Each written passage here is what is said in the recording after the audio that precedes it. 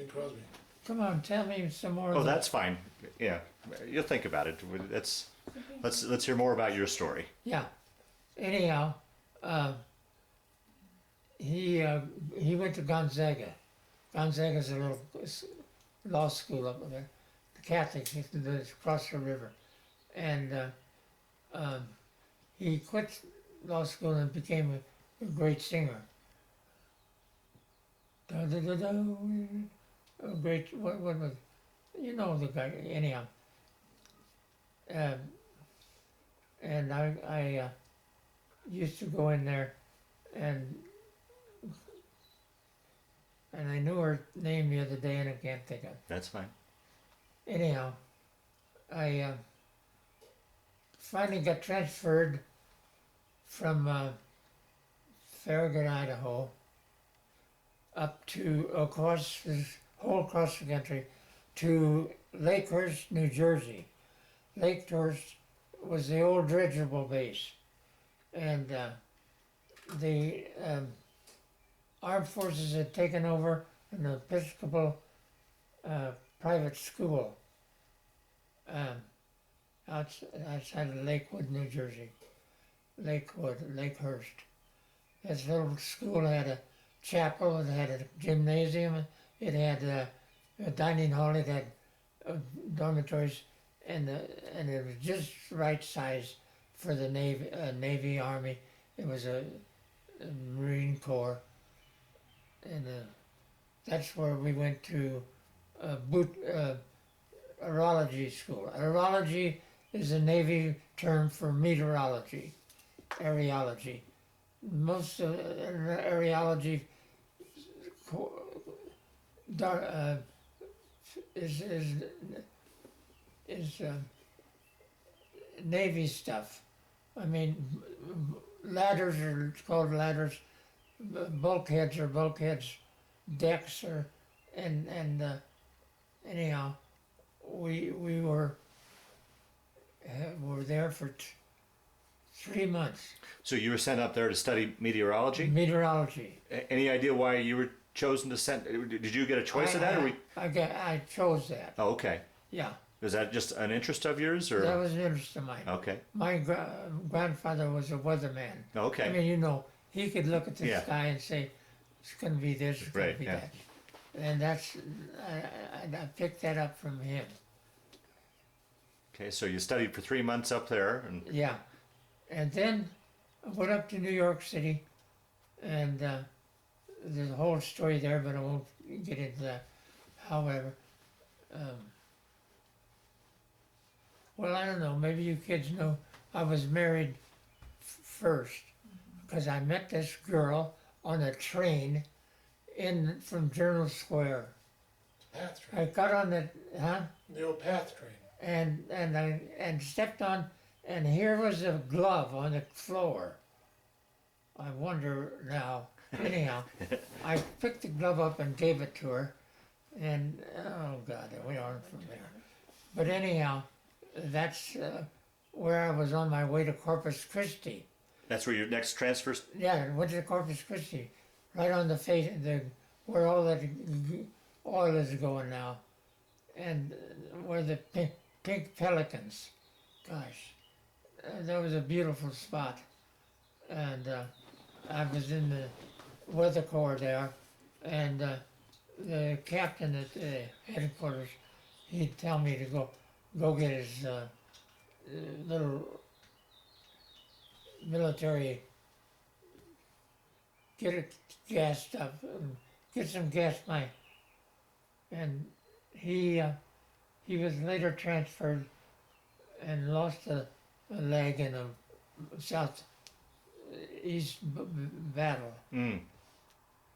Anyhow, I stayed in Corpus Christi for a few months, and then I and another guy got transferred from Corpus Christi to Whidbey Island, Washington. Whidbey Island is out in Puget Sound, and I'm trying to think of the name of that town across the. It's anyhow. If there's a mill. I can't think it. Oh, that's fine. Yeah, Whidbey Island. Yeah, and stayed there for a few months, and they had so many Rockefeller's mates running around. They said, "Do anybody want to take aerial gunnery?" And I said, "Oh yeah, I'll take aerial gunnery." And so we got to shoot 30 clay pigeons. Bling, bling, bling. I got 29 out of 30 one day. Is that right? Yeah. You know what I'm talking about? Skeet shooting. Uh-huh. And that's what was aerial gunnery. Then they made up ship's company. They're in the, and they didn't have anything for a Rockefeller's mate to do. They said, we need somebody to pick up the mail.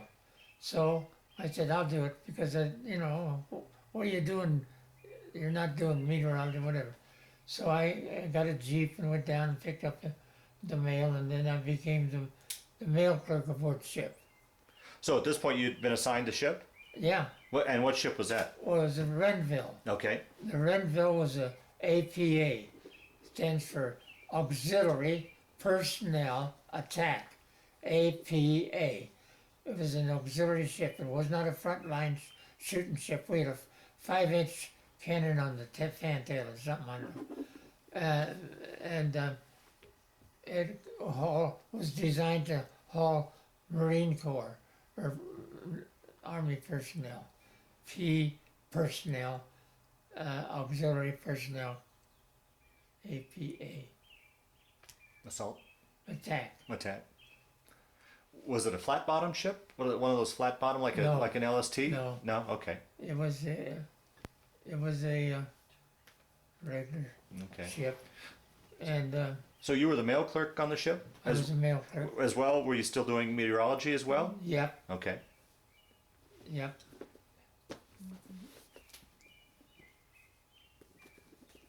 Thank you.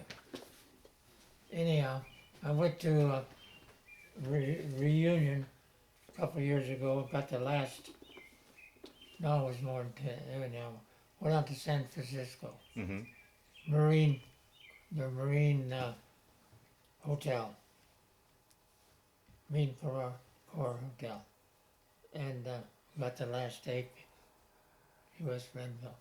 That's a very good embroidered of the Renville. Okay. 500 feet long, whatever. Yep. So up and down the coast we went.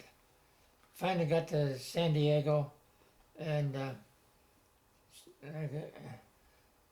had a great adventure there. Almost got swamped in a small military craft. I was, as a mail clerk, I was always, every time a small craft went ashore, I went ashore. Okay. Uh-huh. I had carried official guard mail, what they call guard mail. Had a pistol on the sidearm. And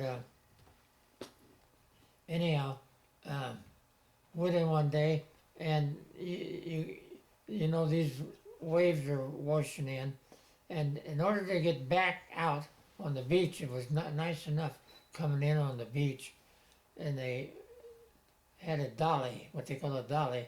They pick up this small craft and take it out, and you back it into the water, and then you try to catch between a big wave and back out into the water before you get swamped. Wow. Well, we got swamped with a big draft of water, and finally got it turned around and backed into the, and took a lot of water, but anyhow, that was in San Diego. Yeah. Well, then from there on, we went across, and who found my Davy Lockheed's, my crossed the international date line, Oh, and the well, and Equator. The equator? Equator. The Wally-Pog? both the same trip, first trip out. And the old timers gave us a Yeah, talk about that ceremony. rough time. Yeah. And who found the pictures or the? I did. Yeah, I did. she's got the certificate somewhere. Okay, we went down to Okinawa. Was it Okinawa? There was a big battle.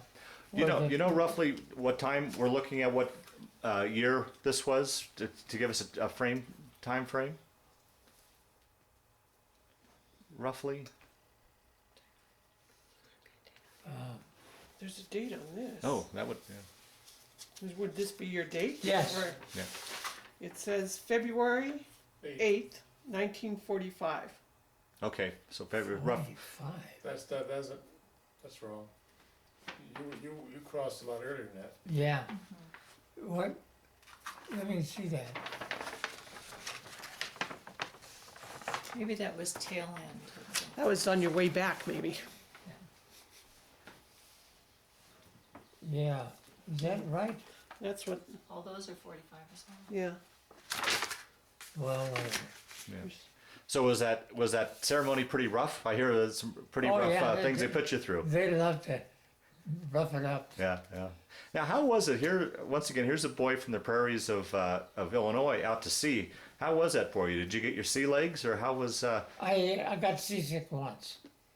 But the ship was riding high out of water at that time. We didn't have any boats aboard, and we were along the Fairlawns. The Fairlawns are along Pacific Coast, part of the ocean up in the north there, and you can get seasick in the Fairlawns.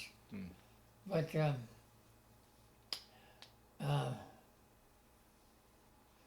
the first place we went was that Guadalcanal, or no, it was that where the Japanese were holed in, and they had been running that island. And the funny thing is, there's a woman works in the cafe here, over to The Solomon Islands? who's from those islands, Rose. And I said to Rose, how did you get into the United States? Because they looked like a bunch of natives to me. Mm-hmm. We saw them from the bay, where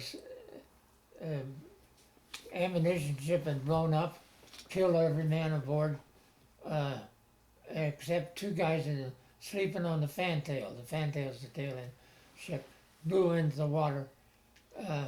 And Rose wasn't even born yet. And Rose looks like a native South.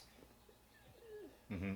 Anyhow, she's dark skinned. Mm-hmm. And Rose said, well, I married a Peace Corps worker. Oh, okay. And she says that those islands are now under the British protectorate. So you saw this ammunition ship blow up? No, I didn't say Oh, that. okay. It blew up before we got there. Oh, okay. Yeah. So And now, that's where John Kennedy was shot out of his PT boat. or okay, right. something. Yeah. So now from San Diego, were you transporting troops over to? No. No. We were empty. You're empty. Okay. I don't know what we. Don't remember what we did down there. But the Captain Ball, B-A-L-L. Captain Ball was an old Marine pilot or ship, and during the Depression he was selling fuller brushes or something, or vacuum cleaners. I don't know. Anyhow, he had some ships. I think a couple of ships shot out from under him in the Atlantic, and he was a great guy. I loved him. He always said to me, I work topside. Topside is a different outfit than the boys under the decks. There's a different divisions, and if you're under decks, you're one guy, and if you're topside, you're another. My office was right under, my weather office was right under the bridge. Mm. In fact, they had me announcing on the PA system a lot of times because they thought I had a good voice. Is that right? Now here it is, all the hands they have. Yeah. You know, Now, how big of a crew was your ship? You roughly? oh, we had a number of divisions, topside divisions and lower quartermasters and Mm-hmm. this, that, and the other. There was about 175. Okay. Yeah. And talk a little bit about what life was like on the ship as far as your sleeping accommodations and the food and what you guys did for entertainment when you weren't on duty, things like that. What was just daily life on the ship like for you? Well, we were all under decks. In fact, you could hear the water right outside the, just down, and they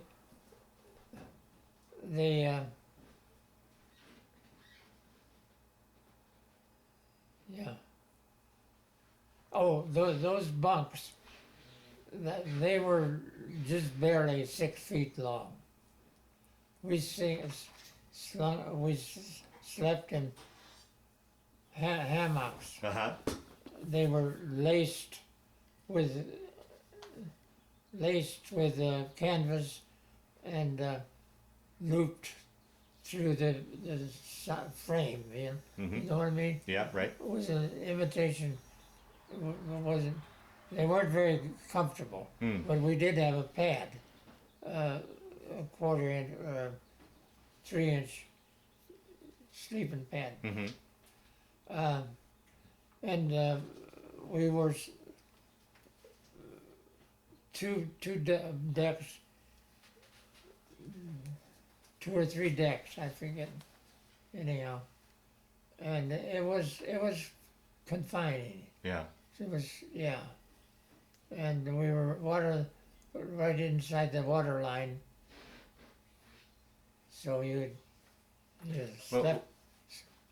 Between the engine sounds and the uncomfortable hammocks, were you able to get a good night's sleep? Yeah, it worked out all right. Yeah. After I got used to, Yeah. yeah. And how about the food? What was the food like on board? Food wasn't too bad. When we had food. We came back from the Pacific after the war, and we were hauling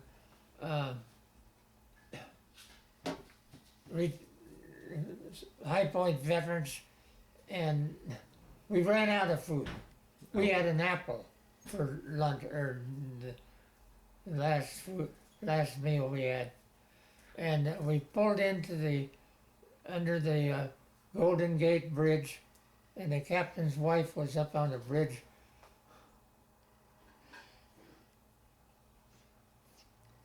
And the censorship was over, Uh-huh. so she was up there waving, and we came under the bridge, and we had more returning veterans than any other ship came aboard. Came in the middle of the afternoon.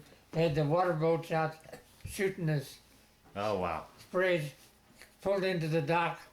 Had a band there it was like in the movies. Yeah. We had more returning veterans aboard than any other ship. That was. Well, that's the end of the war. Let's get back to your story then, and take us through your experience then through the war to that story. Well. From the Solomons, where did you go? Do you remember where you went from there? Well, we went to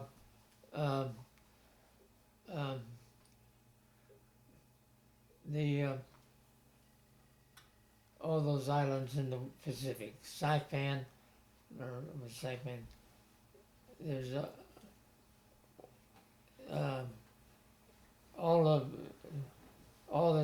well, we were in the Philippines, both for the Manila Harbor, and I was in a typhoon there.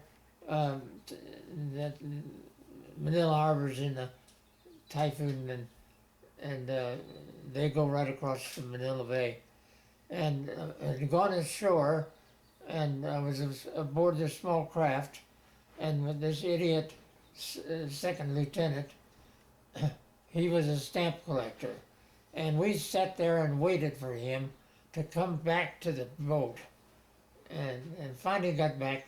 We got out to the Manila Bay, and it was 6 foot Oh, waves. Jesus. Oh, boy. Can you imagine trying to get back aboard ship with a small craft, and you had a hook and eye, and you're trying to hook that without getting your arm, whatever.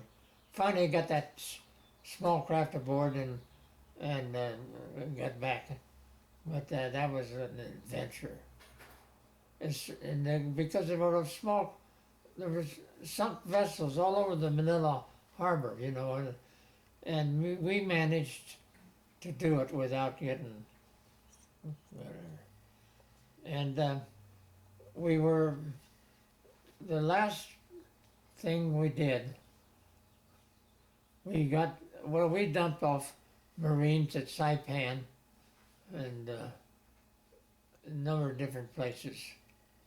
Now, when you would transport Marines, would this be normally during like the invasion period, or would it be afterwards? Or Invasions. so you'd be right in the thick of the invasion? We had, what was it, 12 boats, I don't know, small craft. Uh-huh. The Higgins boat? They were Marine diesels, and they had a guy quartermaster on each one of those. Of course, you had to run them, and they'd take them into the shore and dump them off in the water before. Well, you couldn't get that craft all the way up on the shore. Yeah. They had to jump into the water and wade ashore. Now, how far offshore would you guys be anchored then, normally, in something like that? Well, we managed somehow or another to avoid being under fire. Okay. I mean, we'd fake we were coming in one side, and we'd come in on the back side. And that's what we did, was that last big battle.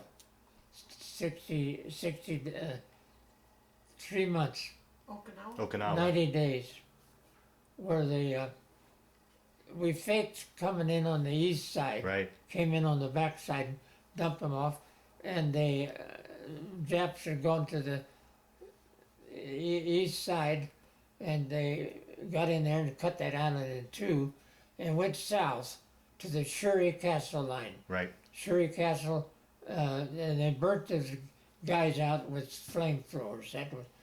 And then they came back and went across the island and went north, and it was a 90-day battle. Right. They killed hundreds, thousands. Ernie Pyle died on that. Right. Okinawa. Yeah, Yeah. that was bad. So normally you would drop off your Marines, then would you take off, or would you evacuate injured, or what would you, after you dropped off Marines, what would you normally do? We took off. You take off? Okay. Go back and get some more. Okay. And you were never harassed, particularly at Okinawa, were you never harassed by the kamikazes or anything like? Well, yeah. I mean, I was standing on the fantail one day, and looking over the edge, and I saw a torpedo go by. Really? Yeah. 6 feet underwater. Wow. What were you thinking then? What was going through your mind? Thank God. Ah, You bet. wow. We were lucky. But, yeah. Well, when the war was over, we were in Pearl Harbor, and then we came out to the West Pacific, picked up a bunch of guys, and took them back, and got into San Francisco Bay on Navy Day. Navy Day in the old times was May No, October 8th, wasn't it? Columbus Day. Mm. Columbus Day, Mhm. 12th of, I can't remember. So the war ended in August, but you were still you were still in the service, still hauling troops Yeah. in October. Right. Okay. Yeah. Was there on VJ Day? Was there much of a celebration going on when you guys heard the news? Oh, yeah. Yeah. Yeah. That was in Pearl Harbor. Right. Yep. We were glad it was over. Yeah. Yeah. So I got back to the States, and they discharged me, and I got out to the Midwest where my dad was living, and I had a, what do we call those, ditty bag, wooden ditty bag, anyhow, duffel bag on my shoulder. Got into Lambert Field's air base out of, that's where Lindbergh used to fly in with his his mail plane. Mm-hmm. But anyhow, got back to 50 miles out of St. Louis on the Illinois side, and my dad's second wife was looking out the kitchen window and saw this sailor walking over there with his duffel bag on it. So they didn't know you were coming home. I know. Oh. Anyhow, it was all over. Yep. What was it? Let's back up a little bit. And when you were at sea, and how long were you then over in the Pacific, roughly? Well, we never got back to the West Coast. We were in the Pacific. Tacloban was a Philippine city.